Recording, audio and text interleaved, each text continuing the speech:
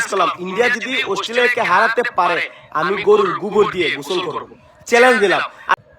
আমি আবারও চ্যালেঞ্জ করলাম, ইন্ডিয়া যদি নিউজিল্যান্ডকে হারাতে পারে আজকের ম্যাচে, তাহলে আমি আগামীকালকে আমার মাথায় 50টা ডিম ভাঙবো। চ্যালেঞ্জ করলাম। তোর কয়টা বাপ? কয়টা বাপ? এই 1 মাসের মধ্যে তোরে দেখলাম সাইডটা বাপ পাল্টাইতে। কয়টা বাপ তোর? প্রথমে দেখলাম ওই বাংলাদেশ, মানে তোর জন্মগত বাপ। তারপরে আসলো তোর অবৈধ বাপ, মানে পাকিস্তান। পাকিস্তান যখন পারলো না তখন বাপ বানালি নিউজিল্যান্ডও তারাইলো। তারপর সেই ঘুরে ফিরে আবার অস্ট্রেলিয়ার দিকে আসলি, বাপ বানাইলি তারে। কি করলো অস্ট্রেলিয়া? কি করলো? ছেড়লো। 2023 সালের বদলা ওয়ার্ল্ড কাপ ফাইনাল আমরা বলি নাই, আমাদের ইন্ডিয়ান ক্রিকেট টিমও বলে নাই।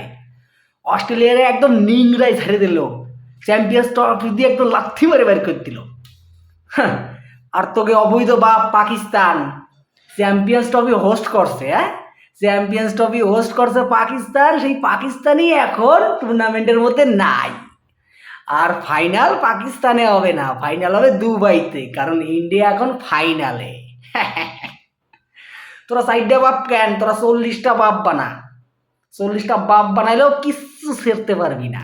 আর সত্যি কথা বলতে, ইন্ডিয়ার বিপক্ষে যারাই খেলে, সে নেপাল হোক বা আয়ারল্যান্ড, ইন্ডিয়ার বিপক্ষে খেললেই তোরা বাপ বানিয়ে দিবি, কারণ তারা ইন্ডিয়ার বিপক্ষে। সেইটাই হলো তোদের আসল মেন্টালিটি।